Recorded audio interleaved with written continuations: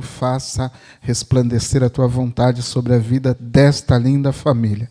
Nós aqui que estamos, pedimos que a tua graça e o teu poder esteja sobre o Miqueias nessa noite, que tu comunique-se conosco de uma forma clara, aplique as tuas verdades ao nosso coração, nos transforma, nos corrige, nos incentiva, faça aquilo que tu bem entender nessa noite, é o que te pedimos, em nome de Jesus. Amém.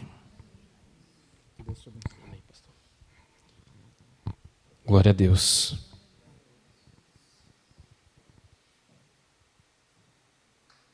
A paz do Senhor, irmãos.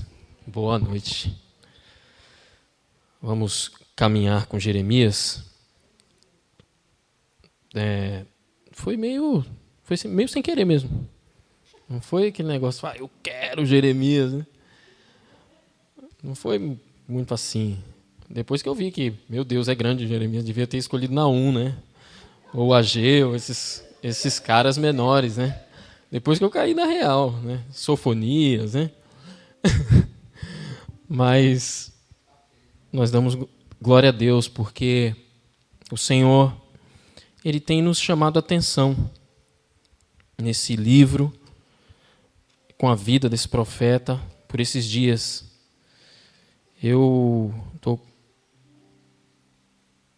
Nunca fui de parar assim muito tempo no Antigo Testamento. Sempre fui muito do Novo Testamento, né? De parar assim e estudar e analisar e desfrutar mesmo assim muito do Novo Testamento. O Antigo Testamento, a Antiga Aliança, a gente ia lendo e só saboreando, né? As histórias e glorificando a Deus, porque a gente vê a manifestação de Deus de forma tremenda. Mas esse ano, como eu compartilhei com vocês no começo do ano, eu voltei a ler a Bíblia sem subsídio, né? Falei, vou ler a Bíblia só com a Bíblia mesmo, sem Bíblia de estudo, sem nada, né? Para a gente deixar de lado as anotações, os vícios, né? Deixa eu ver aqui o rodapé e tal. Esse negócio assim, o Google, né? Falei, vou só ler ali o negócio e, se tiver vontade, reler, para desfrutar mesmo do texto, gente. Essa era a intenção. E aí eu cheguei em Jeremias e foi legal. Foi muito legal. Foi uma bênção de Deus. Porque eu estava lendo o livro de Reis. Cheguei ali no Reis, 1ª, 2ª Reis, 1ª e 2ª Crônicas. E aí eu vi que tinha aqui para os profetas maiores, né? Aí eu falei, poxa, vou ler os profetas, porque eles profetizaram durante o reinado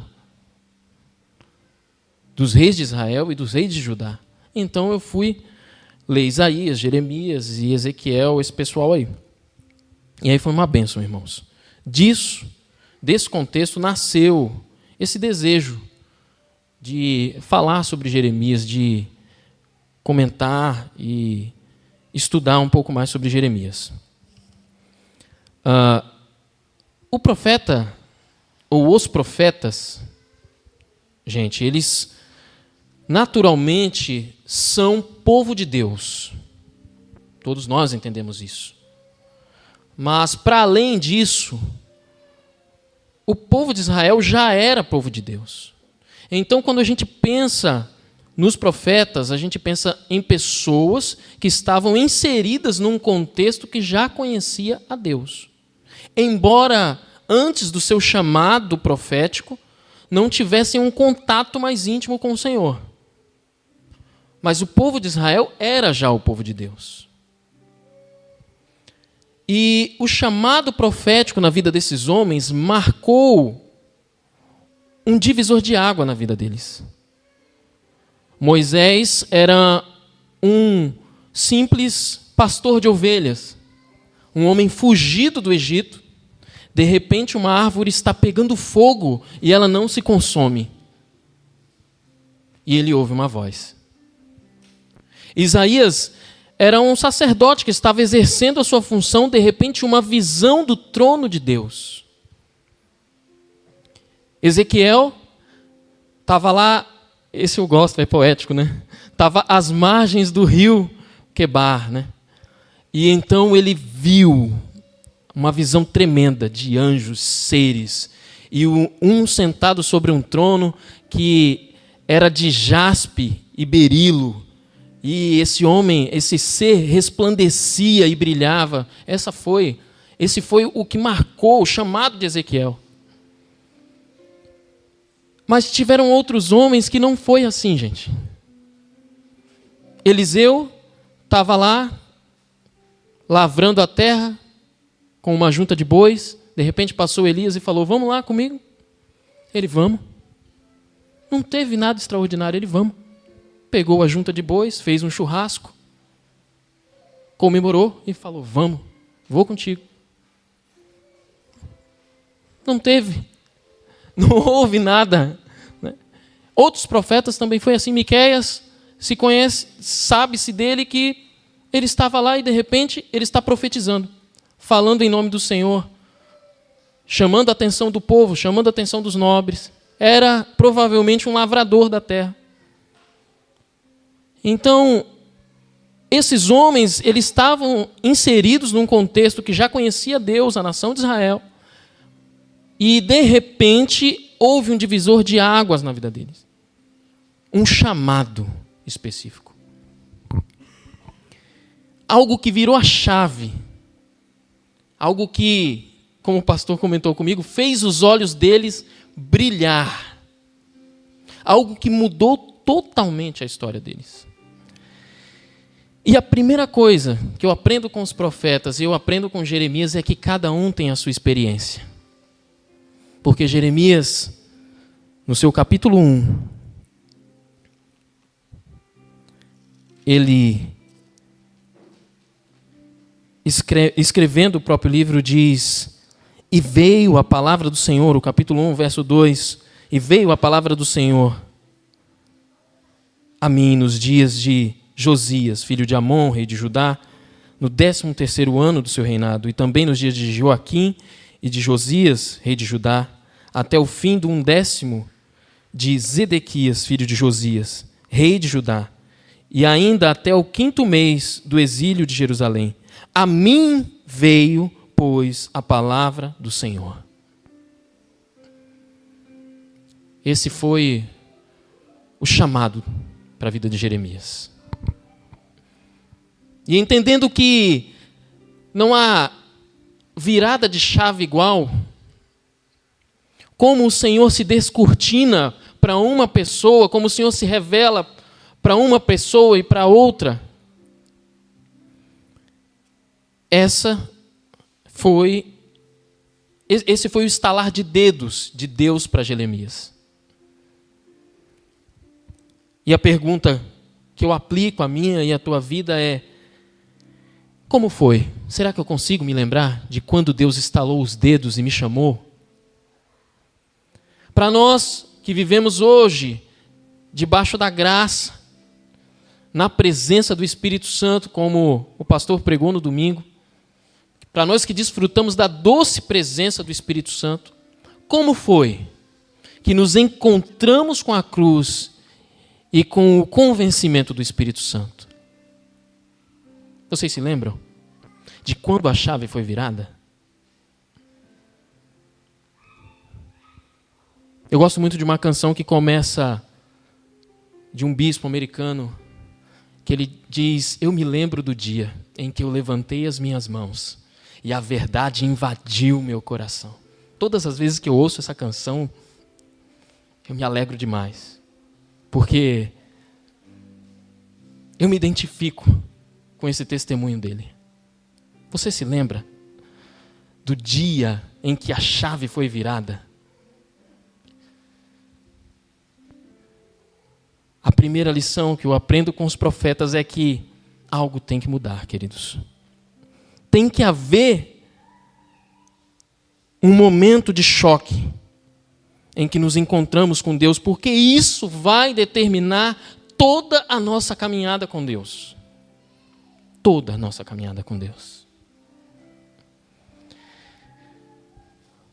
Se é que nós tivemos, como o apóstolo Paulo diz, se é que encontramos Deus, ele escreve às igrejas, ele diz: se é que o encontramos, como é viver debaixo da vocação de Cristo para a nossa vida. A salvação, a chamada ao corpo de Cristo e a missão que Deus nos deu, como o pastor acabou de falar aqui, da pregação, da proclamação do Evangelho como corpo de Cristo, ela tem que ser uma virada de chave na nossa vida. E talvez as pessoas estejam sendo iludidas por um falso evangelho, porque não estão interessadas em ouvir a voz de Deus como os profetas, em ver algo sublime, elevado como os profetas, em sentir, como o John Wesley, um grande pregador, disse, em ter uma experiência com a palavra profunda, em dizer como os reformadores, Lutero disse, é Ele quem me justifica, porque eu não sou digno. Paulo disse que todas as coisas ele considerava como nada, como esterco, porque agora ele conhece Jesus Cristo. Tem que haver um discurso desse dentro de cada um de nós, onde nada mais nos satisfaz, como diz a música lá, né, da Tamires. Nada mais nos satisfaz. Só o Senhor. Só o Senhor nos satisfaz. Esses homens, os profetas, eles foram marcados por esse chamado. E esse chamado chegou até nós. Porque a cruz é esse tipo de chamado. Tem que ser. O pastor ele tem falado isso, e eu gostei desse negócio. Se a cruz não nos choca mais, se a cruz não nos faz tremer mais, se a cruz não nos faz quebrantar, marejar os olhos, se a cruz não gera constrangimento, tem algo errado. Tem algo errado comigo. Talvez a chave não tenha virado. E o Senhor nos chama a esse encontro. Assim como chamou os profetas. A palavra de Deus veio a Jeremias. Hoje eu quero apenas introduzir esse livro e falar um pouquinho sobre a natureza do chamado de Jeremias, o contexto do seu ministério profético e a natureza da mensagem de Deus entregue por Jeremias. Esse homem, ele era filho de sacerdotes, e com certeza para um filho de sacerdote havia um conhecimento diferente, porque ele não era alguém do contexto normal de Israel. A gente sabe que os sacerdotes naquele contexto, no contexto bíblico, eles eram pessoas separadas e só exerciam essa função. Então, o Jeremias, ele diz, a mim veio a palavra do Senhor dizendo, antes que eu te formasse no ventre materno, eu te conheci, e antes que saísse da madre, eu te consagrei e te constituí profeta às nações. Então, eu lhe disse, Senhor Deus, eu não sei falar, eu não passo de uma criança.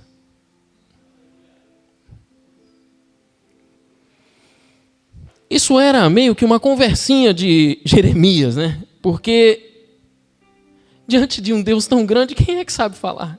E diante de uma missão tão difícil, porque a missão que Deus estava dizendo que escolheu ele, antes que ele pudesse até decidir, porque foi no ventre, essa missão, ninguém ia levar a carteira para fichar nessa empresa aí, não. Não ia. Corria. Ninguém ia levar a carteira para fechar nesse trabalho. Mas Deus já tinha escolhido ele, e aí ele dá essa desculpa. E o pessoal gosta de dizer, né, que é porque Deus capacita, e Deus capacita, tal. Deus capacita mesmo, irmãos. A gente não precisa nem enfatizar, porque Deus capacita. Ele faz. Não há nada que fazemos em nome do Senhor que não seja por capacidade do Senhor, porque nós não temos capacidade de fazer nada, queridos. Lá em João 15 está escrito: sem mim ninguém faz nada. Eu sou a videira verdadeira. É o que Jesus disse lá. Sem estar em mim ninguém faz nada, gente. Então ele vem com essa história para o Senhor, e o Senhor responde: não digas. Não me diga, né? Não passo de uma criança. Porque a todos a quem eu enviar, a todos a quem eu te enviar, e tudo o que eu te mandar, falarás. Não temas diante deles, porque eu sou contigo para te livrar, diz o Senhor. Depois estendeu o Senhor a mão e tocou minha boca. E disse: eis que ponho na tua boca as minhas palavras. Aleluia. Essa foi a virada de chave de Jeremias. A mão do Senhor estendida e ele colocando na boca do profeta a palavra dele, o eterno. Esse texto é um texto muito escolhido por aí nas campanhas, nos cultos de jovens, né? Me lembro muito disso, num contexto um pouco antigo. O pessoal gostava desse texto, que Deus vai pôr a palavra na sua boca e tal. Queridos, já se cumpriu, a palavra já está na sua boca. Já está na sua boca. Como ouvimos no domingo, o Espírito já está vivendo dentro de cada um de nós. E o que falamos, falamos nele.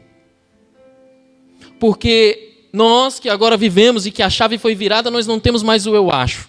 Como alguns dizem: não, eu acho que é assim aqui, eu acho que é assim. Você não deveria dizer porque eu acho. Nós dizemos: assim diz o Senhor. Na palavra do Senhor está escrito assim. É assim que o verdadeiro... Quem virou a chave fala assim, gente. Não é eu acho, eu penso, né? Eu acho que não, é assim diz a palavra do Senhor. A palavra do Senhor diz assim. A palavra do Senhor diz assim. Para os que viraram a chave, a palavra do Senhor já está na boca. O apóstolo Paulo diz que habite ricamente a palavra de Deus em vocês. E aí vocês vão se instruir, vocês vão cuidar uns dos outros, vocês vão cantar cânticos espirituais, vocês vão salmodiar, mas a palavra tem que habitar ricamente em nós. Colossenses 3, está escrito isso.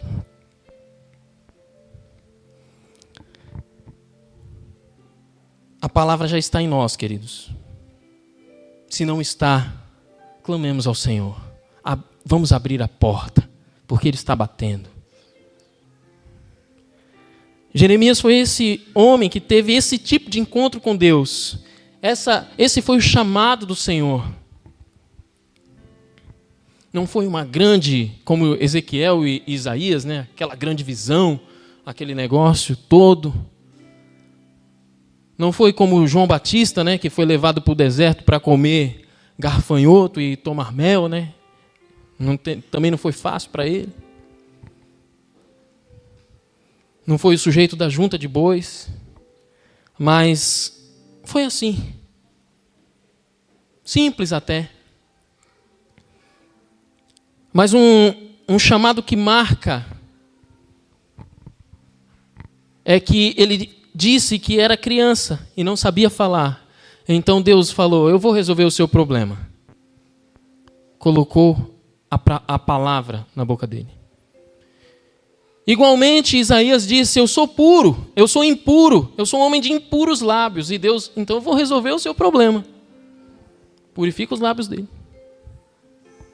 A natureza do chamado de Jeremias e desses homens nos mostra também que, quando o Senhor nos chama, Ele identifica, ou Ele recebe um feedback nosso, das nossas incapacidades, e Ele resolve. Eu não posso.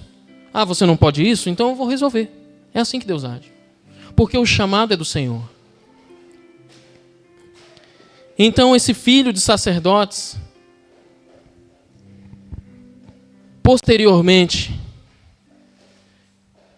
ele mostra que ele não era tão novinho assim, tão inexperiente.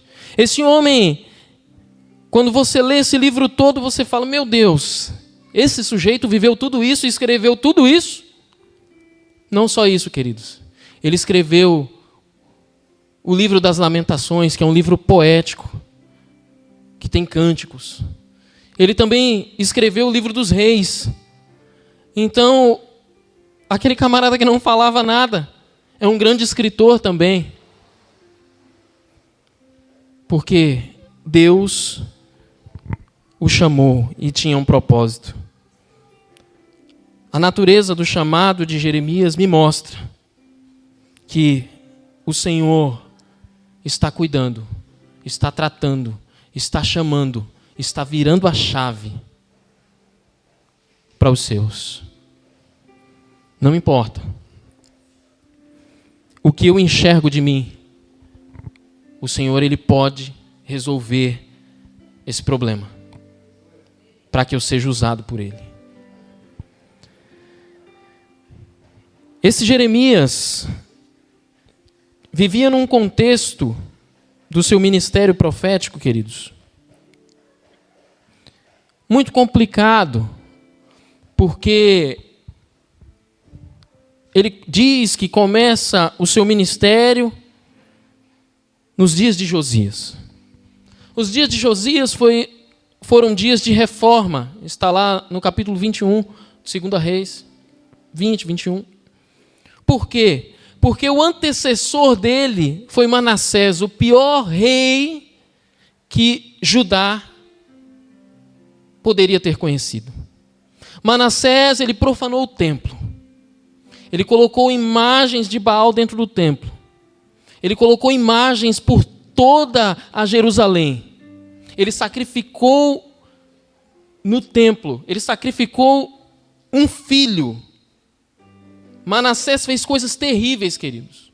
Manassés se prostituiu terrivelmente. Foi extremamente perverso diante do Senhor. E o povo entrou nessa. Então, o contexto moral, o contexto espiritual era terrível. E o Senhor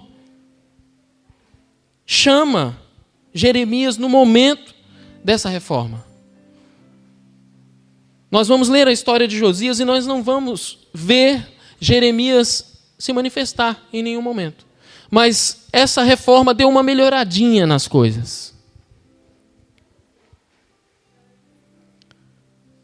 Ele diz que profetizou também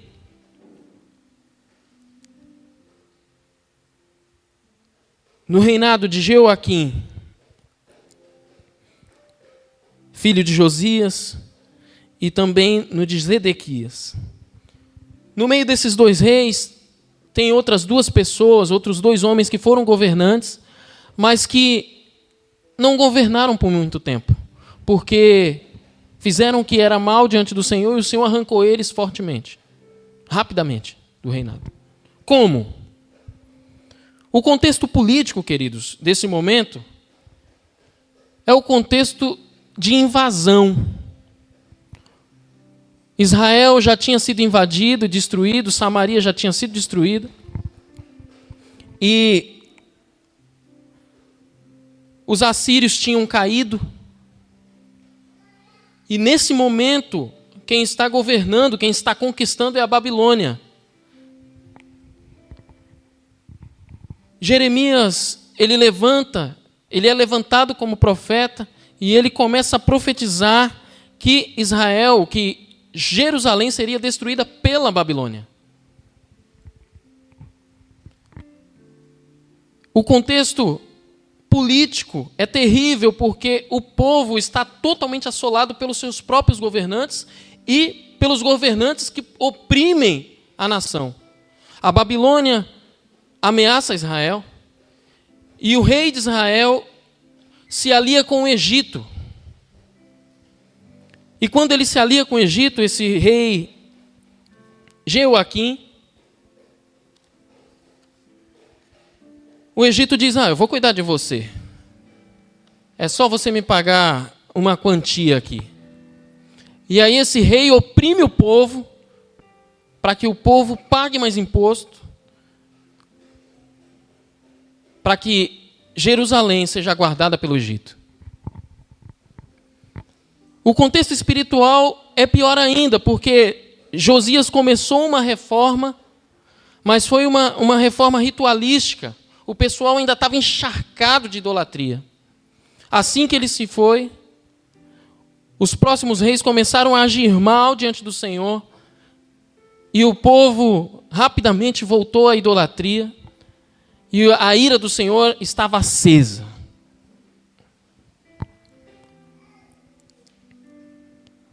Então, Jeoaquim caiu.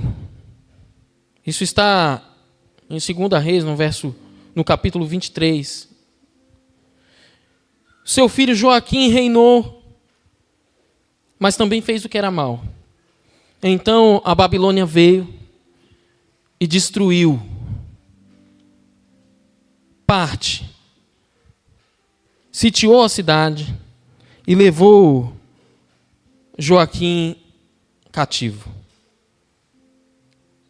Nesse inteirinho, a Babilônia também enfrentou o Egito, que era o único aliado, que era um aliado caro. E aí a Babilônia também já destruiu, acabou com aqueles camaradas ali. O Egito não foi totalmente destruído ainda, mas retornou, as suas tropas retornaram e ficaram lá bem quietinhas, sem se intrometer muito. Então, o Nabucodonosor colocou Zedequias. E esse Zedequias a gente vai ver mais para frente, que era um camarada terrível também. Só para dar um spoiler, em certo capítulo, em certo momento da história, Jeremias escreve. O Senhor diz assim, escreve que eu vou falar. E Jeremias começa a escrever, e aí o pessoal pega aquilo que Jeremias escreveu e falou, é uma profecia, vamos levar para o rei. Levaram para o rei sentado na lareira. Eu fiquei imaginando essa cena, vocês vão ler depois. Ele começa a rasgar o que Deus escreveu, o que Deus mandou Jeremias e queimar. Esse era o tipo de gente que era Zedequias. O camarada rasgava o que Deus tinha e estava queimando, sentado na lareira. Um homem perverso. Era esse tipo de gente. E esse é o contexto que Jeremias vai profetizar.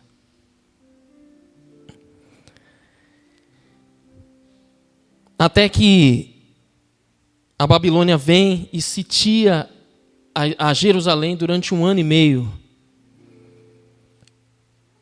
E por fim, destrói tudo.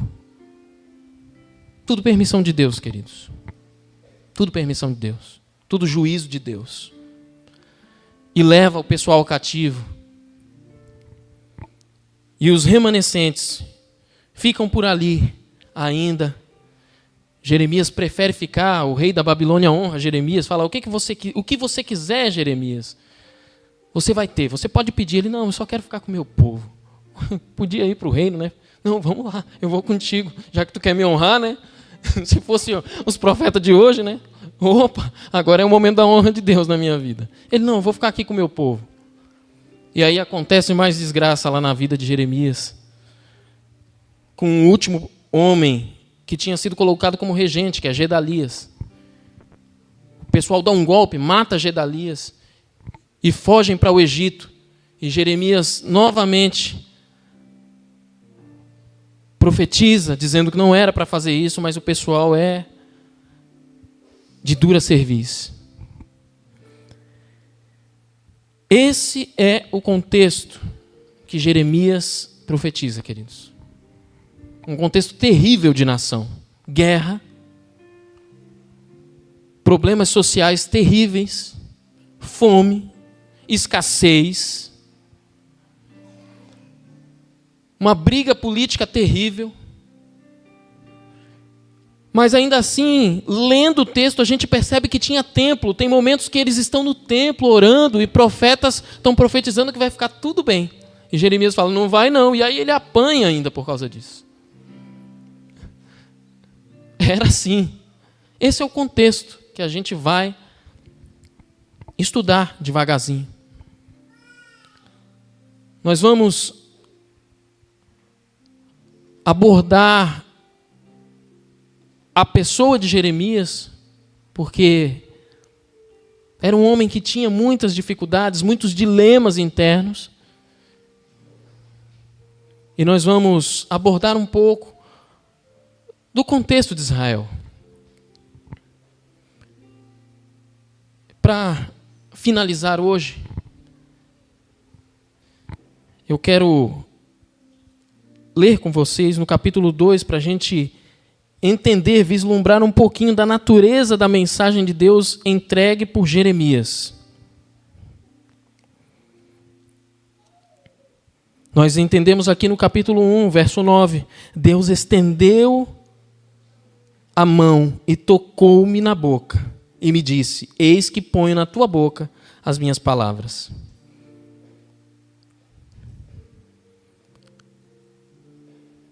E o Senhor diz no 10, olha, que hoje te constituo sobre as nações e sobre reinos, para arrancares e derribares, para destruíres e arruinares, e também para edificares e plantares.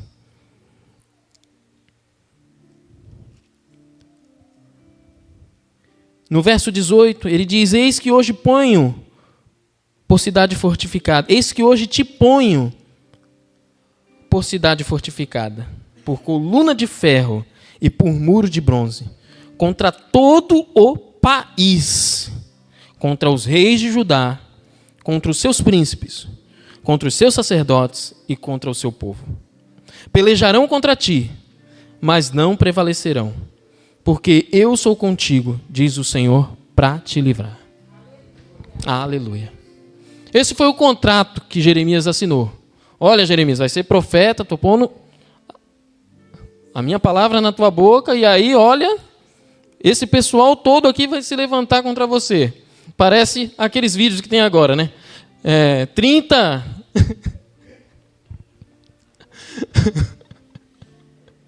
30 não sei quem contra um não sei quem, tal, né? Tem isso aí, né? O de Jeremias foi esse aqui, né, pastor?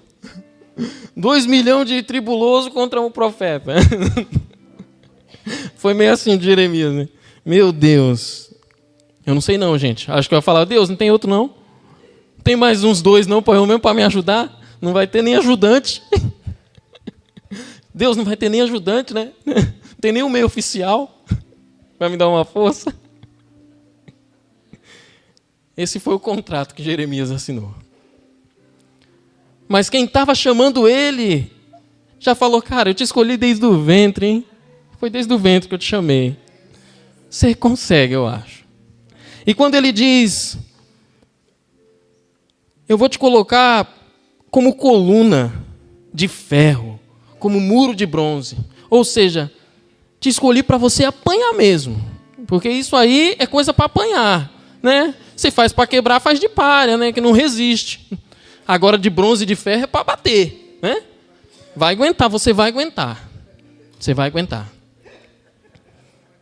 Não foi fácil não, gente. Não foi fácil. Agora vem o porquê. Assim me veio a palavra do Senhor dizendo, vai e clama aos ouvidos de Jerusalém. Assim diz o Senhor, lembro-me de ti e da tua afeição quando eras jovem, e do teu amor quando noiva, e de como me seguias no deserto, numa terra em que não se semeia. Então Israel era consagrado ao Senhor, e era as primícias da sua colheita. Todos os que o devoraram se faziam culpados. O mal vinha sobre todos eles, diz o Senhor. Assim a palavra do Senhor. Ouve a palavra do Senhor, ó Jacó, e todas as famílias da casa de Israel. Assim diz o Senhor, que injustiça acharam vossos pais em mim, para de mim se afastarem, e indo após a nulidade de ídolos e se tornando nulos neles mesmos.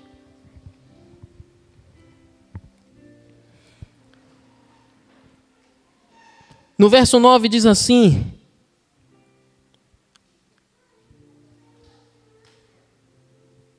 aliás, no verso 8, os sacerdotes não disseram, onde está o Senhor? E os que tratavam da lei não me conheceram. Os pastores prevaricaram contra mim. Os profetas profetizaram por Baal. E andaram atrás de coisas de nenhum proveito. Portanto, ainda pleitearei convosco, diz o Senhor, e até com os vossos filhos pleitearei. Passai as terras do mar de Chipre e vede, mandai mensageiros a Quedar e atentai bem. Vede se jamais sucedeu coisa semelhante. Houve alguma nação que trocasse seus deuses, posto que não eram deuses? Todavia o meu povo trocou a sua glória por aquilo que é de nenhum proveito. Espantai-vos disso, ó céus, e horrorizai-vos. Ficai estupefados, diz o Senhor, porque 2 males cometeu o meu povo. A mim me deixaram o manancial de águas vivas e cavaram cisternas rotas que não retêm água. O juízo que esse homem foi chamado para profetizar, para pregar, era para esse povo.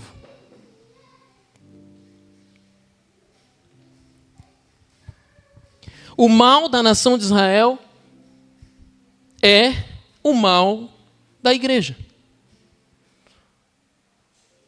Eu vou fazer um paralelo com vocês, porque os apóstolos escreveram sobre a mesma coisa para nós. Porque é um mal que assola o homem.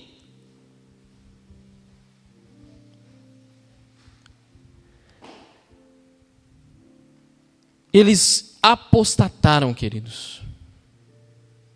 O que é apostatar? Apostatar é deixar a fé conscientemente. E então assumir novamente uma vida de iniquidade. Isso é apostatar. Mas o apóstolo Paulo, ele também usa o termo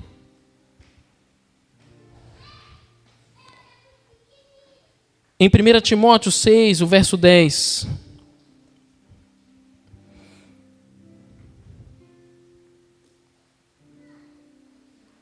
Porque o amor do dinheiro é a raiz de todos os males. E alguns, nessa cobiça, se desviaram da fé e a si mesmo se atormentaram com muitas dores. Essa palavra desviar aqui também é apostatar. Então, se desviar também é apostatar. Ser enganado, seduzido, também é apostatar. Então o mal que nós vemos lá em Israel sofrendo e vivendo também é o mal que vivemos hoje. Logo, a profecia de Jeremias, nos seus pontos principais, também é um alerta para nós. É claro que hoje a Babilônia não vai vir aqui e nos pegar. Olha, a Babilônia está aí, gente. E talvez nós já sejamos cativos dela e não sabemos.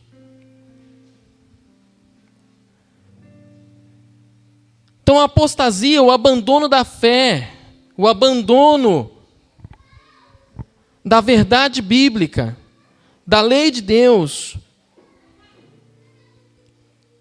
é um mal, queridos, que assola todo aquele, que pode assolar todo aquele que está com Deus. Porque enquanto estamos com Deus, há um tentador e também a nossa natureza.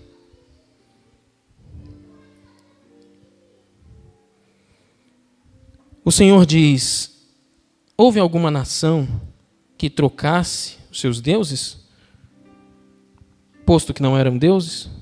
Todavia o meu povo trocou a sua glória por aquilo que não tem proveito nenhum.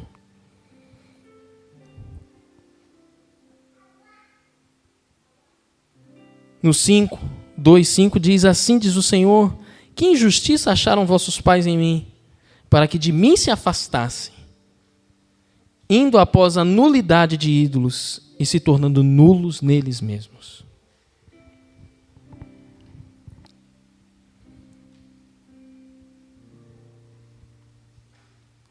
Talvez hoje não tenhamos Baal, Astarote, as imagens, mas o apóstolo Paulo ele identifica, falando a Timóteo, no seu capítulo 3, que o Deus do nosso tempo seriam os próprios homens. Os homens teriam a sua vida, o seu ventre, ou seja, a sua vontade, o seu desejo como seu próprio Deus. E é aí que a apostasia entra. E isso anula, queridos, a nossa vida com Deus. Acaba com a nossa relação com o Espírito Santo. A virada de chave passa a não fazer mais sentido, não há mais brilho no olhar, como nós conversamos, eu e o pastor. Não há mais valor. Talvez o nosso ídolo seja até a própria vida de prática religiosa, como era o ídolo dos fariseus, por exemplo. E Jesus disse, olha, não se contaminem com o fermento deles. Mas eles iam ao templo, eles sabiam a lei, eles conheciam tudo, mas não havia brilho no olhar. A chave não havia virado, não tinha o deslumbre da grandeza de Deus. E é isso o que o povo de Israel tinha perdido. Eles trocaram a glória, queridos, a glória, pela inutilidade dos ídolos. Estar na casa de Deus, em comunhão, louvar, adorar, orar, ler a palavra, cantar, isso tudo perde o valor para quem tem outro ídolo. A semana passada, ou melhor, essa semana, na segunda-feira, eu sentei com uma pessoa muito antiga de evangelho. E essa pessoa falou para mim, eu não tenho tempo. E eu falei para ele, você não tem tempo, porque o meu Deus não é mais o seu Deus. Você não consegue, porque o meu Deus não é mais o seu Deus. Então a sua vida espiritual, o seu contato com Deus está anulado, é nulo, como a palavra está dizendo. Essa é a apostasia, queridos. Porque quando você senta para conversar com uma pessoa, talvez até tenha algo bíblico, algum falar, alguma coisa, se Deus quiser, com fé em Deus e tal, algum versículo citado. Mas se a gente começa a falar da obra de Cristo, já não faz mais sentido. A obra de Cristo é o que nos mantém, é a nossa glória. É nisso que nos gloriamos hoje. Israel trocou a presença de Deus. Nós não podemos trocar a glória de Deus. A glória de Cristo, a cruz, o sacrifício de Cristo.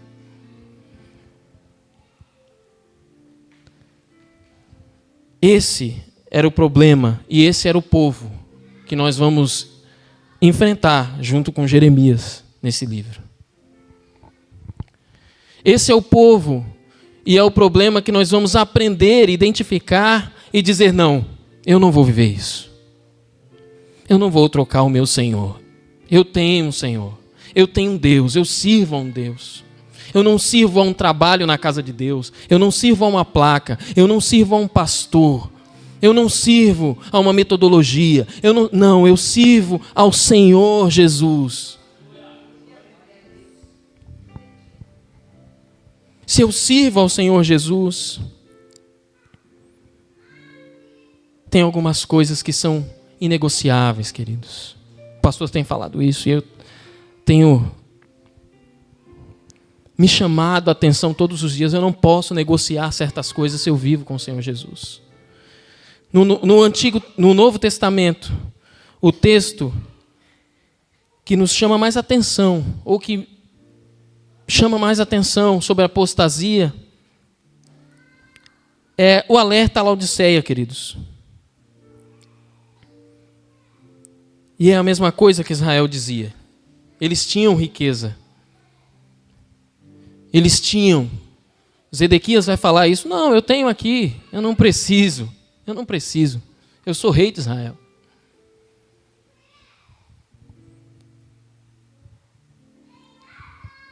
Capítulo 3, verso 15 de Apocalipse diz: eu conheço as tuas obras, eu sei que você não é frio, nem quente. Quem dera fosses frio ou quente. Você é morno. Não é quente nem frio. Eu estou a ponto de te vomitar da minha boca. Misericórdia. Porque vocês dizem: eu sou rico e abastado, e não preciso de coisa alguma. E nem sabe que você é infeliz e um miserável, pobre, cego e nu. Aconselho-te que de mim compre ouro refinado, vestiduras brancas, para que a sua vergonha não seja manifesta, e para que esconda a sua nudez, e um colírio, para ungires os teus olhos, a fim de que vejas.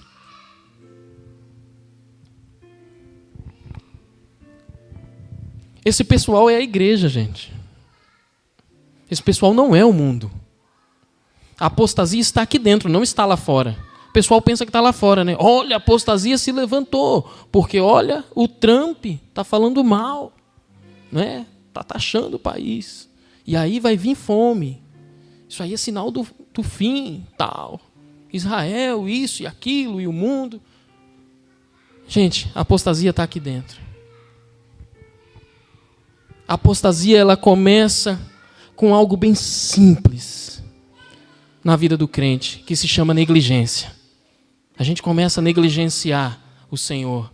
A gente começa a negligenciar a nossa relação com Deus. Daqui a pouco isso evoluiu para a autossuficiência, porque se eu não oro, se eu não busco, se eu já tenho conceitos, isso se torna grande na minha vida. A autossuficiência, eu não preciso mais de Deus, mas parece dentro da minha mente que eu estou o servindo. Então eu não preciso mais vir à igreja, ouvir um irmão falar, cantar junto com o irmão João, com a Val. Eu não preciso mais disso, porque eu consigo fazer isso na minha casa mesmo.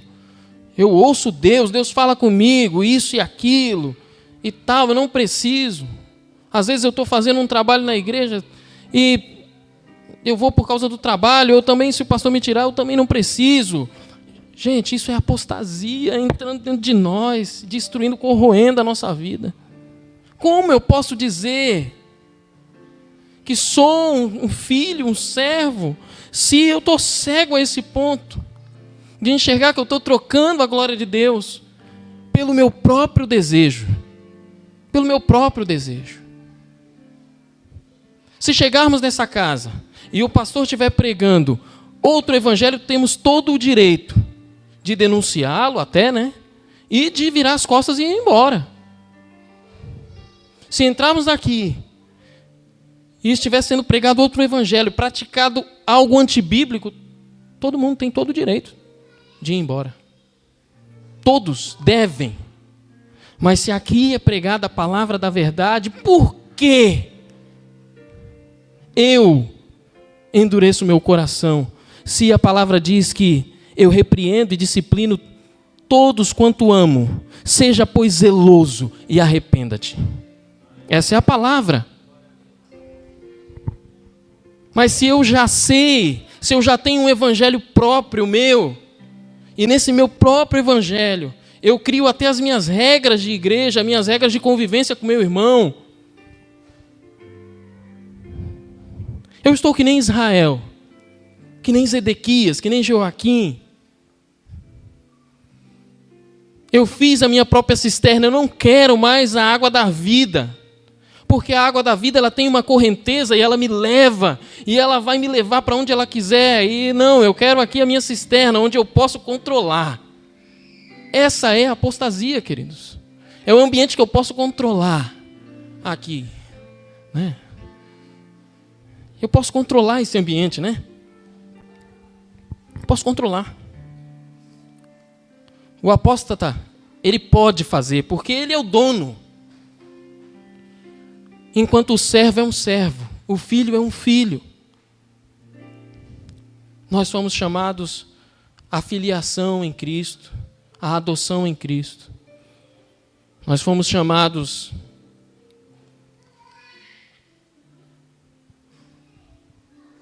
ao abraço do Pai. Esse Pai que nos conhece desde o ventre. Esse Pai que não olhou para o que eu sei ou não sei, para o que eu posso ou não posso, mas Ele vai colocar a palavra dEle em mim, através do seu Espírito. O seu Espírito de vida e poder. Poder para vencer o mal que está em mim, o mal que está no mundo. E é esse o poder da palavra do Senhor. E a pergunta que fica para nós é: a chave virou, e agora? Eu estou construindo uma cisterna para mim? Ou eu quero a fonte de águas vivas? Eu estou criando meus próprios deuses? Ou eu quero a glória do Deus verdadeiro? Caminhando com Jeremias, a gente vai aprender com o pessoal de Israel o que não devemos ser. E a gente também vai aprender que a palavra do Senhor, ela é poderosa, queridos. Porque tudo que Jeremias falou, quando ele se levantou e disse, assim diz o Senhor, se cumpriu. Quando ele falou do Messias, se cumpriu. Quando ele falou da destruição, se cumpriu. E ele enfatiza a chave que foi virada na vida dele, quando ele diz, no seu livro de poesia, ele diz, eu trago à memória o que me traz esperança.